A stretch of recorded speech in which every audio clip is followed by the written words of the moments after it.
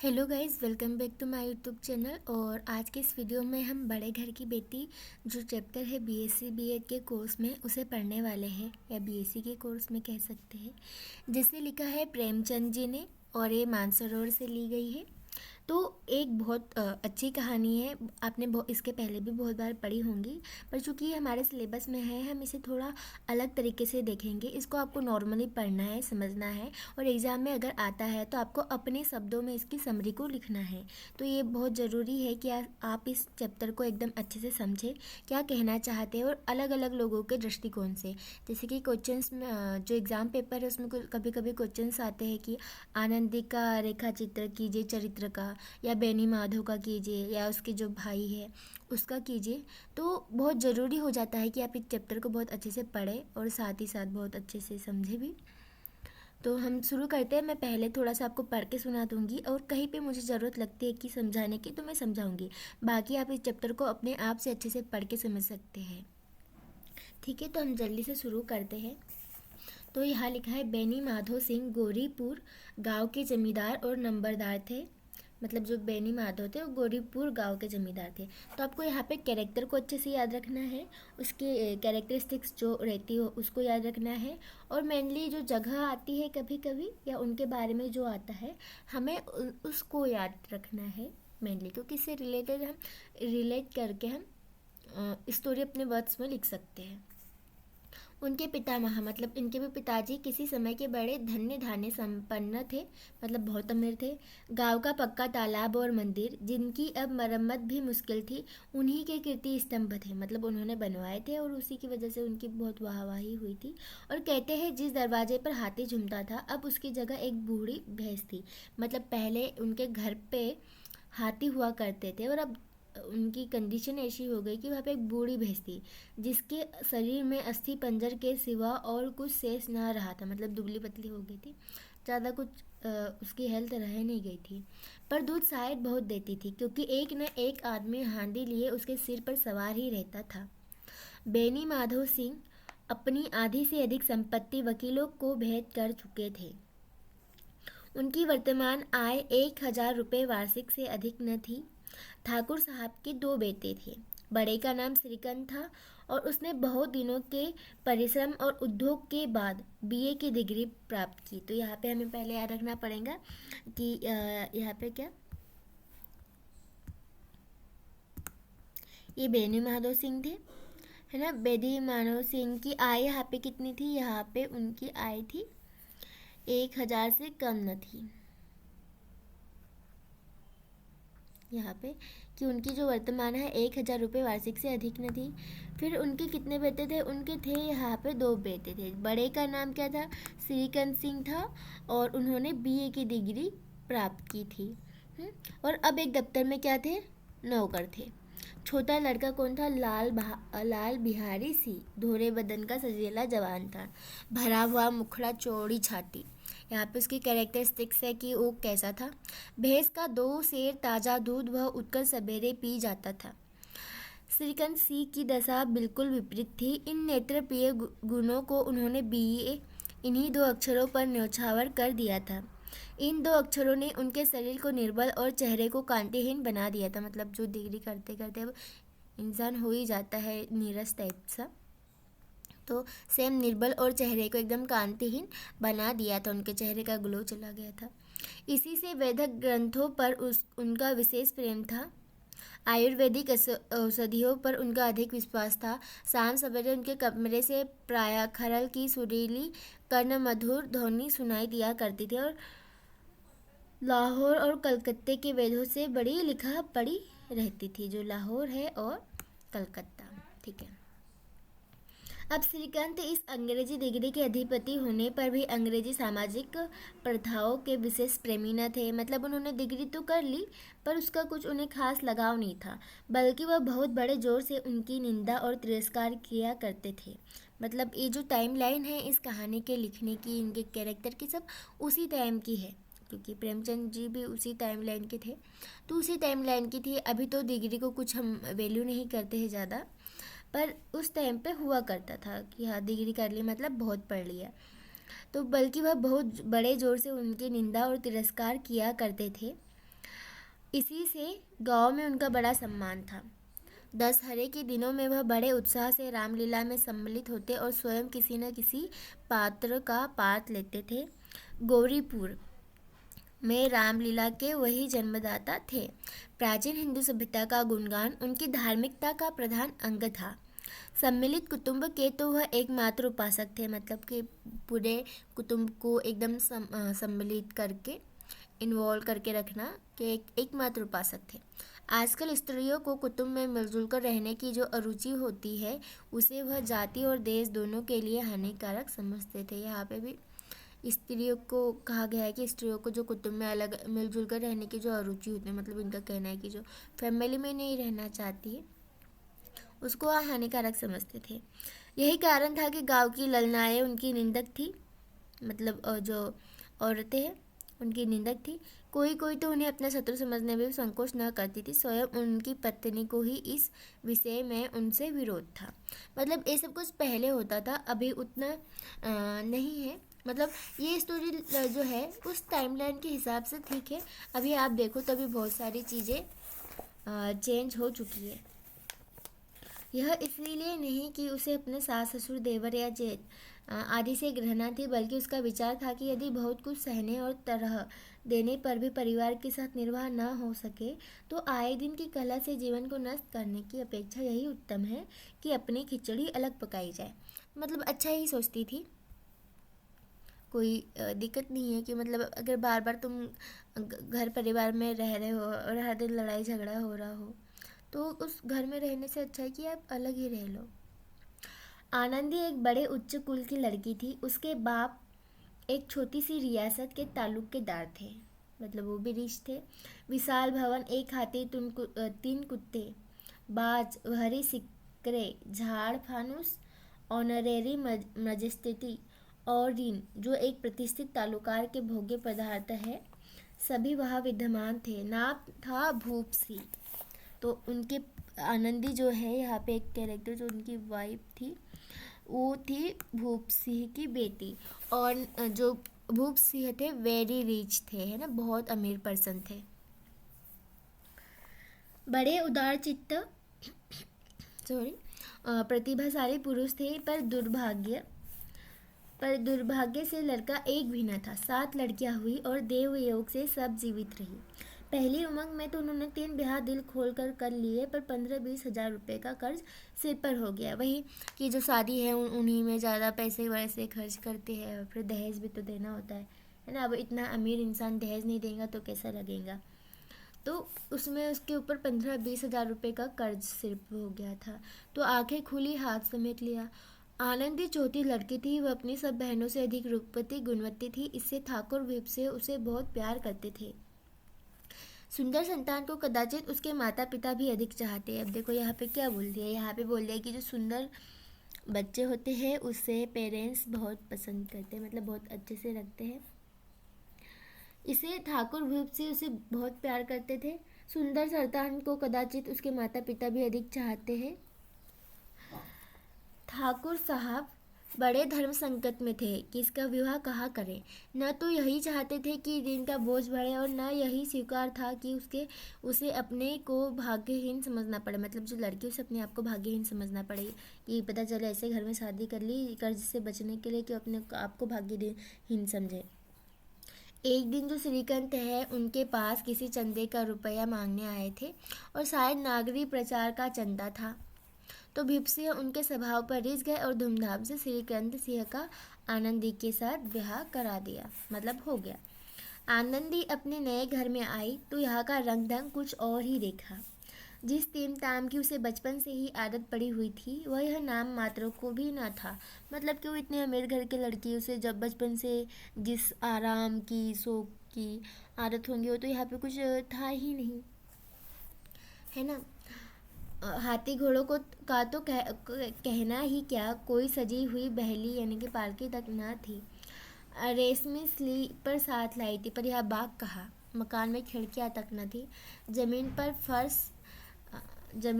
फर्श, न दीवार पर तस्वीरें, ना तो फर्श थी और ना ही तस्वीरें थी। यह सीधा साधा देहाती घर का मकान था, किंतु आनंदी ने थोड़ा ही दिनों में अपने आप को इस नई अवस्था के साथ ऐसा अनुकूल बना लिया मानो उसे विलास के सामान कभी देखे ही ना। मतलब अपने आप को एडजस्ट कर लिया कि हाँ भाई, अब मेरे घर नहीं मिला तो क्या हुआ, जो घर मिला उसमें मैं एडजस्टमेंट कर लेते हैं। ठीक है, तो उसने आनंदी ने अपने आप को एडजस्ट कर लिया वहाँ पे। तो अब यहाँ पे सेकंड नंबर हमारा शुरू होता है ना, यहाँ से सेकेंड पार्ट ऑफ स्टोरी। ये तो पहले उसका बिल्डअप हुआ है, अब मेन स्टोरी आती है कि अच्छा स्टोरी किस बारे में है मेनली। एक दिन दोपहर के समय लाल बिहारी सिंह 2 चिड़िया लिए हुए आया और भावत से बोला। मतलब आपने पढ़ा होगा यहाँ पे, जो लाल बिहारी है वो श्रीकांत का क्या है, भाई है ना। और मतलब बोले तो उसका देवर, आनंदी का देवर, और श्रीकांत का भाई, आनंदी का देवर, तो फिर आनंदी इसकी भाभी हुई। तो इसलिए जो भावच बोला है ना यहाँ पे, भावच, ये भावच भाभी को भी बोलते हैं। ठीक है, तो आया और भावच से बोला, जल्दी पका दो, मुझे भूख लगी है। आनंदी भोजन बनाकर इसकी राह देख रही थी। अब वह नया व्यंजन बनाने पे थी। हांडी में देखा, मतलब पहले तो हांडी यूज होती थी बनाने के लिए, तो घी पाव भर से अधिक न था। बड़े घर की बेटी किफ़ायत क्या जाने, उसने सब घी मांस में डाल दिया। मतलब अब उसको लगा कि पाव भर घी है, उसके घर पे तो इससे ज़्यादा डालते होंगे, तो उसे क्या कंजूसी क्या चीज़ होती है उसे पता ही नहीं था, तो उसने सब घी डाल दिया मांस में। लाल बिहारी खाने बैठा तो दाल में घी न था। बोला, दाल में घी क्यों नहीं छोड़ा। तो आनंदी ने कहा, घी सब मांस में पड़ गया। तो लाल बिहारी जोर से बोला, अभी परसों घी आया है, इतने जल्दी उठ गया, मतलब ख़त्म हो गया। आनंदी ने उत्तर दिया, आज तो कुल पाव भर रहा होगा, सब मैंने मांस में डाल दिया। जिस तरह सूखी लकड़ी जल्दी से जल उठती है, उसी तरह क्षुधा से बावला मनुष्य जरा जरा सी बात पर तिनक जाता है। लाल बिहारी को भावच की यह दिखाई बहुत बुरी मालूम हुई। तिनक कर बोला, मैके में तो चाहे घी की नदी बहती हो। तब वो था, उसे भूख लगी थी, गुस्से गुस्से में बोल दिया। पर अब अगर हम रियल में सोच के देखें तो भूख लगी थी तो उसने मांस खा लेना चाहिए था, और एक दिन घी दाल में घी नहीं भी खाया तो चल जाता। बट इट्स ओके, क्योंकि ये स्टोरी है। तो जैसे कि सूखी लकड़ी में जल्दी से आग लग जाती है, वैसे ही भूखा था तो उसे जल्दी से तिनक गया वो, और उसने उसके मायके को भला बुरा बोल दिया। तो फिर यहाँ पे लिखा है कि स्त्रियाँ गालियाँ सह लेती है, मार भी सह लेती है, पर मैके की निंदा उससे नहीं सही जाती। आनंदी मुंह फेर कर बोली, हाथी मरा भी 9 लाख का, वहाँ इतना घी नित्य नाई कहार कहा जाता है। मतलब वहाँ के जो नौकर चाकर है वो खा जाते हैं। आप इसका मीनिंग पता करके आप इसका एक रख लीजिए, क्योंकि ये एग्ज़ाम में आ सकता है ना। लाल बिहारी जल गया, थाली उठाकर पटक दी और बोला, जी चाहता है जीप पकड़कर खींच लूं। आनंदी को भी क्रोध आ गया, मुंह लाल हो गया। बोली, वह होते तो आज इसका मजा चखाते। अब अपर उज्जत ठाकुर से रहा ना गया। तो यहाँ पे ठाकुर की एंट्री होती है, जो उनके ससुर हैं। उसकी स्त्री एक साधारण जमींदार की बेटी थी। जब जी चाहता उस पर हाथ साफ कर लिया करता था। खड़ाऊ उठाकर आनंदी की ओर जोर से फेंकी। जिसके गुमान पर भूली हुई हो उसे भी देखूंगा और तुम्हें भी। मतलब कि उसने खड़ाऊ मारकर उसको आनंदी को फेंकी और ऐसा बोल दिया कि जिसके दम पे उड़ रहे ना उसको भी देख लूंगा और तुमको भी। आनंदी ने हाथ से खड़ाऊ रोकी, सिर बच गया, उंगली में बड़ी चोट आई। तो जो खड़ाऊ है, पहले के ज़माने में जो लकड़ी की चप्पल होती थी उसको खड़ाऊ बोलते थे। तो स्पेशली ये लकड़ी की बनी होती है तो कड़क होती है। तो अब उसको मारी तो सिर बच गया, पर उसको रोकने के लिए उसने हाथ आगे किया तो उसके उंगली में है ना बड़ी चोट आ गई। क्रोध के मारे हवा से हिलते हुए पत्ते की भांति कांपती हुई अपने कमरे में आकर खड़ी हो गई। और स्त्री का बल और साहस, मान और मर्यादा पति तक है। उसे अपने पति के ही बल और पुरुषत्व का घमंड होता है। आनंदी खून का घूंट पीकर रह गई। यहाँ पे और एक मुहावरा यूज हुआ है, इसमें पूरा उसने बताया है। फिर अब तीसरा, यहाँ पे उसका तीसरा पड़ाव जो है हमारी कहानी का, वो शुरू होता है। श्रीकांत सिंह शनिवार को घर आया। मतलब वो कब आया घर पे? शनिवार को। वीकेंड पे आ रहा है इंसान, है ना।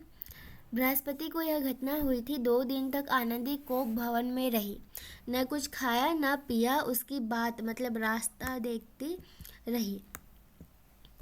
अंत में शनिवार को वह नियमानुसार संध्या समय अपने घर आए और बाहर बैठकर कुछ इधर उधर की बातें, कुछ देश काल संबंधी समाचार तथा कुछ नए मुकदमों आदि की चर्चा करने लगे। अब पंचायती करने लगे, सिंपल सी भाषा में कि पंचायती कर रहे थे इधर उधर की बातें करके। यह वार्तालाप 10 बजे, रात के 10 बजे तक होता रहा।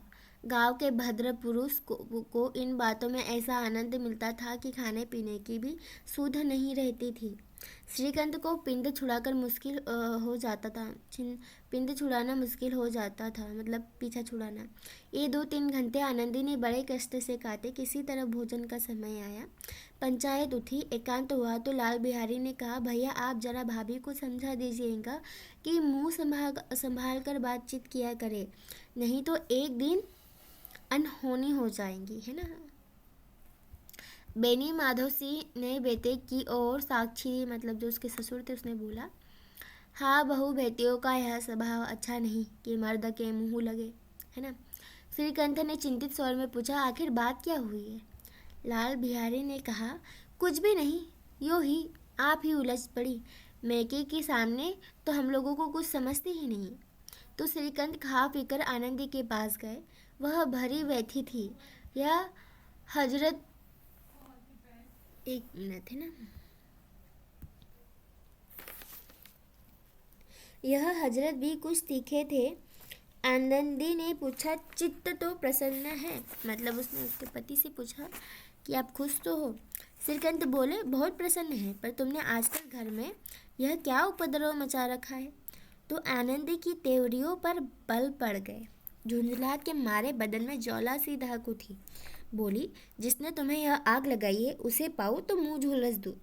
श्रीकांत, इतनी गर्म क्यों होती हो, बात तो कहो कि क्या हुआ है भाई। तो आनंदी क्या कहती है कि आनंदी कहती है, क्या कहूँ, यह मेरे भाग्य का फल है, नहीं तो गवार छोकरा जिसको चपरासीगिरी करने का भी शऊर नहीं है, मुझे खड़ाऊ से मारकर यूँ न अकड़ता। मतलब कि भाई ऐसा है वो गवार छोकरा कि उसे कोई नौकर भी ना रखे, और उसको कोई नौकर भी ना रखे और मुझे मार के ऐसा अकड़ रहा है। तो श्रीकांत, सब हाल साफ साफ कहो तो मालूम हो, मुझे तो कुछ पता नहीं। आनंदी, परसों तुम्हारे लाडले भाई ने मुझे मांस पकाने को कहा। घी हांडी में पाव भर से अधिक न था, वह सब मैंने मांस में डाल दिया। जब खाने बैठा तो कहने लगा, दाल में घी क्यों नहीं है। बस इसी पर मेरे मैके को बुरा भला कहने लगा। मुझसे न रहा गया, मैंने कहा कि वहाँ इतना घी तो नाई कहा, नौकर चाकर खा जाते हैं और किसी को जान भी नहीं पड़ता। बस इतनी सी बात पर इस अन्यायी ने मुझ पर खड़ाऊ फेंक मारी। यदि हाथ से ना रोक लूँ तो सिर फट जाता। बात तो सही है। उसी से पूछो मैंने जो कुछ कहा है वह सच है या झूठ। अगर आप श्रीकांत की आंखें लाल हो गई। बोले, यहाँ तक हो गया इस छोकरे का यह साहस। मतलब आनंदी स्त्रियों के स्वभाव अनुसार रोने लगी। अब लड़कियों को तो रोना आ ही जाता है क्योंकि आंसू उनकी पलकों पर रहते हैं। सही बात है। श्रीकांत बड़े धैर्यवान और शांत पुरुष थे। उन्हें कदाचित ही कभी क्रोध आता था, पर स्त्रियों के आंसू पुरुष की क्रोधाग्नि भड़काने में तेल का काम कर देते हैं। रात भर करवटें बदलते रहे। उद्विग्नता के कारण पलक तक नहीं झपकी। प्रातःकाल अपने बाप के पास जाकर बोले, दादा अब इस घर में मेरा निबाह ना होगा। निबाह मतलब निर्वाह। अब मैं इस घर में नहीं रह पाऊंगा। इस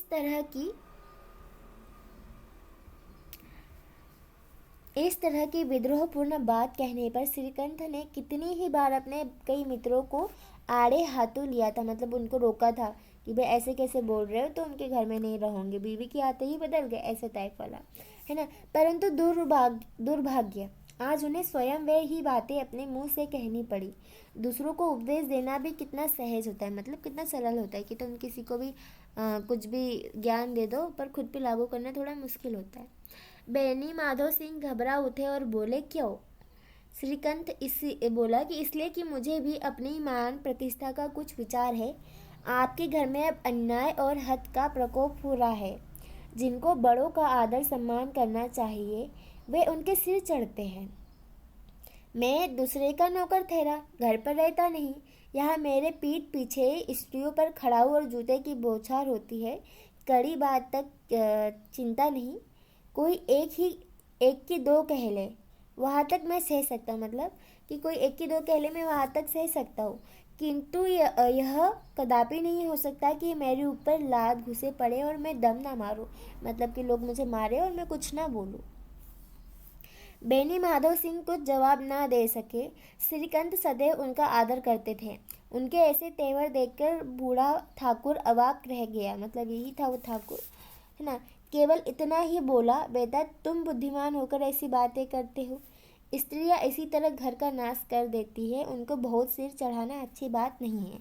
मतलब अब वो उसकी स्त्रियों को दोष दे रहा है कि अच्छा उनको सर पे चढ़ाना अच्छी बात नहीं है। तो श्रीकांत बोलता है, इतना मैं जानता हूँ, आपके आशीर्वाद से ऐसा मूर्ख नहीं हूँ। आप स्वयं जानते हैं कि मेरे ही समझाने बुझाने से इसी गांव में कई घर संभल गए, पर जिस स्त्री की मान प्रतिष्ठा का मैं ईश्वर के दरबार में उत्तरदाता हूँ, उसके प्रति ऐसा घोर अन्याय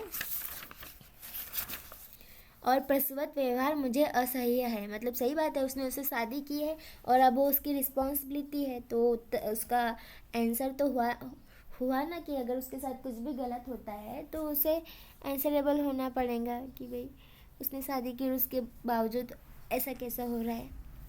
आप सच मानिए, मेरे लिए यही कुछ कम नहीं कि लाल बिहारी को कुछ दंड नहीं देता। मतलब कि उसको लाल बिहारी को कुछ दंड तो नहीं दे रहा है ना, अब अपनी बीवी को लेकर निकल जा रहा है।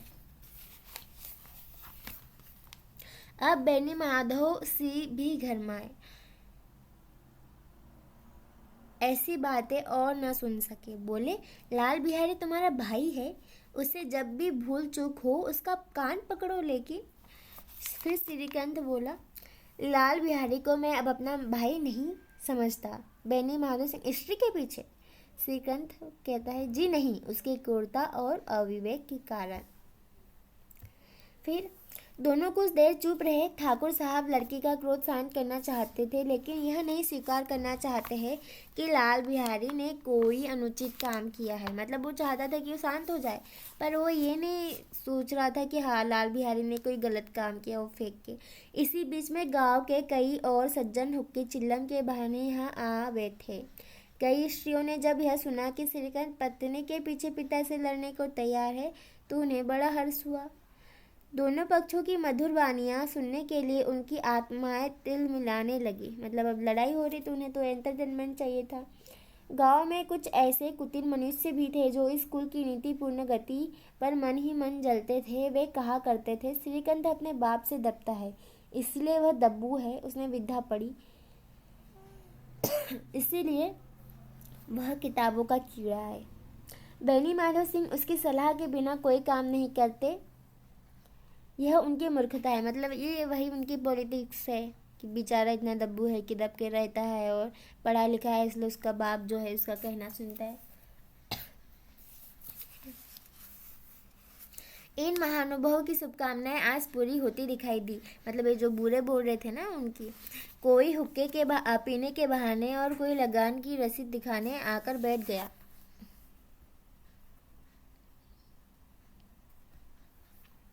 बेनी माधव सिंह पुराने आदमी थे, इन भावों को ताड़ गए। उन्होंने नीचे किया। अब उन्हें पता चला कि ये जो लोग हैं ना एंटरटेनमेंट के बहाने आ रहे हैं कि हाँ कि अब लड़ाई वड़ाई देखेंगे, मजा लेंगे, मस्त बाद में बात करने के लिए उनको टॉपिक मिल जाएगा करके। तो उनके भावों को ताड़ गया। मतलब उन्हें पता चल गया कि क्या हो रहा है। तो उन्होंने नीचे किया, चाहे कुछ ही क्यों न हो जाए, इन द्रोहियों को ताली बजाने का अवसर ना दूंगा। तुरंत कमल शब्दों में बोले, बेटा मैं तुमसे बाहर नहीं हूँ, तुम्हारा जो जी चाहे करो। अब लड़के से अपराध हो गया है ना, तब उसे तो फेंक के मार दिया, अब क्या ही हो सकता है। तो तुमसे जो करना है वो करो, मैं तुमसे बाहर नहीं हूँ। इलाहाबाद का अनुभव रही झल्लाया हुआ ग्रेजुएट, मतलब वो समझ नहीं पाया कि पापा जो है उसके क्या करना चाहते हैं। तो इस बात को समझ ना सका कि उसे डिबेटिंग क्योंकि उसे डिबेटिंग क्लब में अपनी पर अड़ने की आदत थी, है ना। इन हथकंडों की उसे क्या खबर कि भाई बाहर के लोग आए तो अभी हम शांत रह लेते हैं, बाद में लड़ लेंगे। उसका ऐसा कुछ उसे आइडिया नहीं था। तो बाप ने जिस मतलब से बात पलटी थी वह उसके समझ में न आया। बोला, लाल बिहारी के साथ अब इस घर में नहीं रह सकता। मतलब वही है ना। बेनी माधव, बेटा, बुद्धिमान लोग मूर्खों की बात पर ध्यान नहीं देते। वह बेसमझ लड़का है, उसे जो कुछ भूल हुई है तुम उसे बड़े होकर क्षमा कर लो। मतलब कि जो पेरेंट्स का नॉर्मल वाला लाइन रहता है वही, कि भाई वो तो छोटा है, आप बड़े बन जाओ और आप उसको माफ़ कर लो। श्रीकांत, अब उसकी इस दुष्टता को मैं कदापि नहीं सह सकता। या तो वही इस घर में रहेंगे या मैं ही। आपको यदि वह अधिक प्यारा है तो मुझे विदा कीजिए, मैं अपना बाहर आप संभाल लूँगा। यदि मुझे रखना चाहता है तो उससे कहिए जहाँ चाहे चला जाए, बस यह मेरा अंतिम निश्चय है। मतलब या तो वो रहेगा या तो मैं रहेंगा। तो लाल बिहारी सिंह दरवाजे की चौखट पर खड़ा बड़े भाई की बातें सुन रहा था। वह उनका बहुत आदर करता था। उसे कभी इतना साहस न हुआ था कि श्रीकांत के सामने चारपाई पर बैठ जाए। मतलब वो अपने बड़े भाई का बहुत आदर करता था कि वो खड़ा है तो बैठ भी नहीं सकता था। हुक्का पी ले या पान खा ले, बाप का भी वह इतना मान न करता था। मतलब जितना बड़े भाई की रिस्पेक्ट करता था उतना तो अपने पिता की नहीं करता था। श्रीकांत का भी उस पर हार्दिक स्नेह था। अपने होश में उन्होंने उसे कभी घूरका तक न था। जब वह इलाहाबाद से आते तो उसके लिए कोई न कोई वस्तु अवश्य लाते। मुकद्दर की जोड़ी उन्होंने बनवा दी थी। मतलब मुकद्दर वही है जो चलाते हैं, जिससे कि वो बनता है ना। पिछले साल जब उसने अपने से दयोड़ जवान को नाग पंचमी के दिन दंगल में पछाड़ दिया तो उन्होंने पुलकित होकर अखाड़े में जाकर उसे गले लगा लिया था। 5 रुपए के पैसे लुटाए थे। मतलब उस टाइम में 5 रुपए बहुत होते थे, अभी के 5,000 समझ लो। ऐसे भाई के मुँह से आज ऐसी हृदय विदारक बात सुनकर लाल बिहारी को बड़ी ग्लानि हुई। मतलब कि बुरा लगा। वह फुट फुट कर रोने लगा। इसमें संदेह नहीं था कि वह अपने किए पर पछता रहा था। मतलब उसे पछतावा तो है और पछतावा होना भी चाहिए था, है ना। भाई के आने से एक दिन पहले से उसकी छाती धड़कती थी कि देखो भैया क्या कहते हैं। मतलब पहले से वो सोच रहे थे कि भैया क्या कहेंगे, है ना। मैं उनके सम्मुख कैसे जाऊंगा, उनसे कैसे बोलूँगा, मेरी आंखें उनके सामने कैसे उठेंगी। उसने उन्हें निर्दयता की मूर्ति बने हुए पाया। बुल है ना। वह मूर्ख था, परंतु उसका मन कहता था कि भैया मेरे साथ अन्याय कर रहे हैं। यदि श्रीकांत उसे अकेले में बुलाकर 2-4 कड़ी बातें सुना देते तो इतना ही नहीं 2-4 तमाचे भी लगा देते तो कदाचित उसे इतना दुख न होता। पर भाई का यह कहना कि अब मैं उसकी सूरत नहीं देखना चाहता, लाल बिहारी से सहा ना गया। वह रोता हुआ घर आया। कोठरी में जाकर कपड़े पहने, आंखें पोंछी, जिसमें कोई यह ना समझे कि रोता था। मतलब वो कोई समझ ना पाए कि हाँ भाई इतना बड़ा आदमी रो रहा है ना। आनंदी के दौर पर आकर बोला, भाभी भैया ने निश्चय किया है कि वह मेरे साथ इस घर में ना रहेंगे। अब वह मेरा मुंह नहीं देखना चाहते, इसलिए मैं अब जाता हूँ। उन्हें फिर मुंह ना दिखाऊंगा। मुझसे जो कुछ अपराध हुआ उसे क्षमा करना। मतलब कि अब मैं जा रहा हूँ, आप मतलब मुझसे जो भी अपराध हुआ उसे क्षमा कहना। और यह कहते कहते लाल बिहारी का गला भराया। मतलब वो रोने टाइप का हो गया। अब हम आगे पढ़ेंगे कि आगे क्या हो रहा है। जिस समय लाल बिहारी सिंह सर झुकाए आनंदी के दौर पर खड़ा था, उसी समय श्रीकांत से भी आंखें लाल किए बाहर से आए। मतलब कि उसके दरवाजे पे जब खड़ा था तब बाहर से श्रीकांत अंदर आए और भाई को खड़ा देख तो घृणा से आंखें फैल ली। मतलब उसने वहाँ से घृणा से आंखें फैल ली और कतरा कर निकल गए, मानो उसकी परछाई से दूर भागते हो। मतलब उसकी परछाई भी उसको टच नहीं करनी। अब हम इसके आगे देखते हैं क्या कि आनंदी ने लाल बिहारी की शिकायत तो की थी, लेकिन अब मन में पछता रही थी। क्योंकि वह स्वभाव से ही दयावती थी, मतलब काइंड थी थोड़ी सी। तो उसे इसका तनिक भी ध्यान न था कि बात इतनी आगे बढ़ जाएंगी। वह मन में अपने पति पर झुंझला रही थी कि वह इलाहाबाद चलने को कहे तो कैसे क्या करूँगी। मतलब कि अगर उसने बोल दिया कि मेरे साथ इलाहाबाद चल ले तो फिर क्या करेंगे। इसी बीच में जब उसने लाल बिहारी को दरवाजे पर खड़े यह कहते हुए सुना कि अब मैं जाता हूँ, मुझसे जो कुछ अपराध हुआ क्षमा करना, तो उसका रहा सहा क्रोध भी पानी हो गया। वह रोने लगी। मन का मैल धोने के लिए नयन जल से उपयुक्त तो और कोई वस्तु नहीं है। मतलब कुछ भी हो जाए मस्त रो लो, सब चीज़ें ठीक हो जाती है। श्रीकांत को देखकर आनंदी ने कहा, लाला बाहर खड़े बहुत रो रहे हैं, तो श्रीकांत कहता है तो मैं क्या करूँ आनंदी, भीतर बुला लो, मेरे जीभ में आग लगे, मैंने कहाँ से ये झगड़ा उठा लाया। तो श्रीकांत बोलते मैं ना बुलाऊंगा। आनंदी पछताओगे, उन्हें बहुत ग्लानि हो रही है, ग्लानि हो गई है, ऐसा ना हो कि कहीं चल दे।